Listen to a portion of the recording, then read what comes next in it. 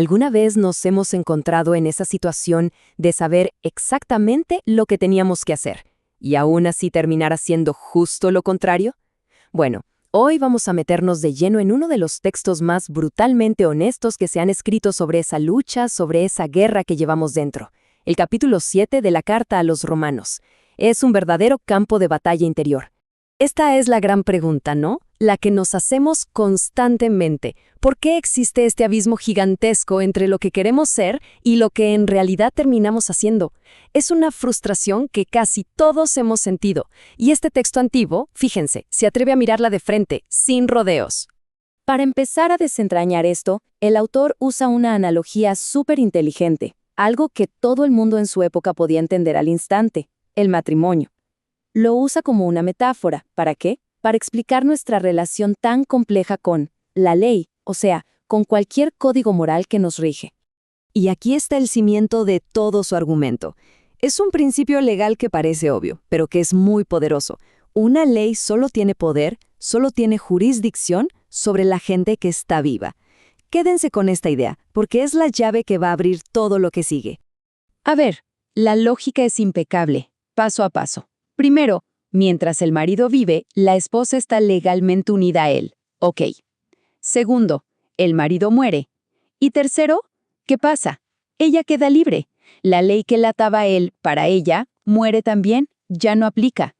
El autor lo mantiene así de simple a propósito, para que nadie se pierda en lo que viene. Y aquí es donde viene el giro de la analogía. El autor dice que de la misma forma, sus lectores han muerto a la ley. Ojo, que esto no es un final, sino todo lo contrario, es una liberación. Esa muerte abre la puerta a una unión totalmente nueva, esta vez con Cristo resucitado y con un propósito fresco: llevar fruto para Dios. Claro, esto nos lleva a una pregunta bastante lógica. Si tuvimos que ser liberados de la ley, ¿eso quiere decir que la ley era el problema? Y es aquí donde el análisis se pone fascinante y un poco contraintuitivo. El autor como que se nos adelanta porque sabe lo que estamos pensando. A ver, si necesitamos ser liberados de algo, ¿no será porque ese algo era malo? O sea, ¿la ley es pecado? ¿Era el problema en sí? Y la respuesta es un en ninguna manera rotundo. Para nada. Es una negación tan fuerte que nos obliga a frenar en seco. Claramente, la ley no es la villana de esta historia. Entonces, ¿cuál es su verdadero rol en todo esto? Y aquí está la revelación. La ley no crea el pecado, sino que lo expone. Funciona más bien como un diagnóstico médico.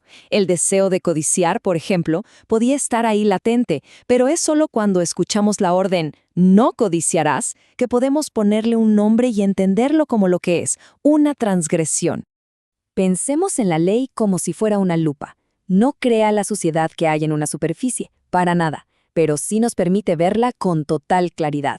Expone las imperfecciones que ya estaban ahí, dándoles forma, dándoles un nombre. Fíjense bien en esta comparación, es buenísima. A la izquierda, sin la ley, el pecado está como dormido, inactivo, muerto, dice el texto. Pero a la derecha, con la ley, llega el mandamiento y ¡pum!, el pecado revive. Y, paradójicamente, es en ese momento de conciencia que la persona siente una especie de muerte espiritual. El texto insiste una y otra vez: el problema no es la ley. La ley es santa, justa y buena. El verdadero culpable es el pecado, que es súper astuto. Actúa como un virus que secuestra una célula sana. Toma algo bueno como un mandamiento y lo retuerce para usarlo como un arma que produce muerte.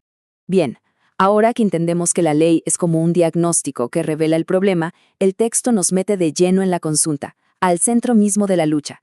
Y lo que sigue es, de verdad, una de las descripciones más crudas y honestas de la experiencia humana.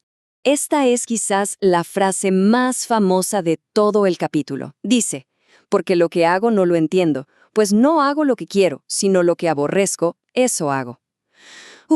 Es la definición perfecta de la impotencia. Es saber lo que está bien, desearlo con todo el ser y aún así ser incapaz de hacerlo. Una desconexión total entre la mente y las acciones. Lo que se describe aquí entonces es una guerra entre dos fuerzas. Por un lado está la ley de la mente, que se deleita en lo bueno, que quiere hacer lo correcto, Pero por otro lado, está la ley del pecado, que se revela, que lucha y que termina tomando prisionera a la voluntad. Es una auténtica guerra civil dentro de uno mismo. Esto nos lleva a una sensación de alienación profunda, como si no fuéramos los pilotos de nuestro propio cuerpo. Ya no soy yo quien lo hace, sino el pecado que mora en mí. Ojo, esto no se presenta como una excusa para lavarse las manos, sino como una descripción honesta de sentirse secuestrado por un impulso que parece imposible de controlar. Y claro, esta guerra interna, este conflicto sin tregua, nos lleva inevitablemente a un punto de quiebre, a un clímax de total y absoluta desesperación. Y entonces, desde el fondo del abismo, sale un grito que viene de las entrañas. «Miserable de mí, ¿quién me librará de este cuerpo de muerte?».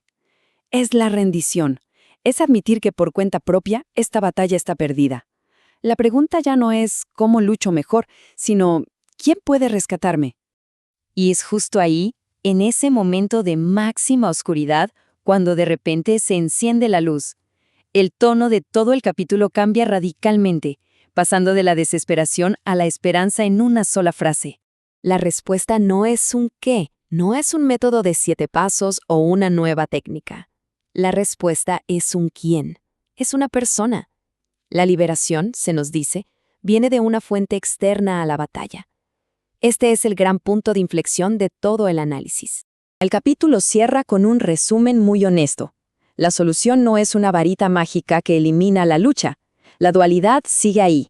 La mente quiere servir a Dios, pero la naturaleza carnal, la carne, sigue inclinada hacia la ley del pecado.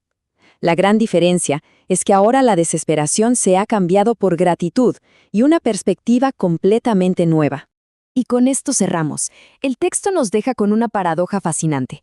El problema es interno, está aquí adentro, pero la solución que se propone es externa. Y esto nos obliga a preguntarnos, en nuestras propias batallas interiores, ¿estamos buscando la solución en el lugar correcto? ¿Puede la fuerza para ganar venir de nosotros mismos o tiene que venir de fuera?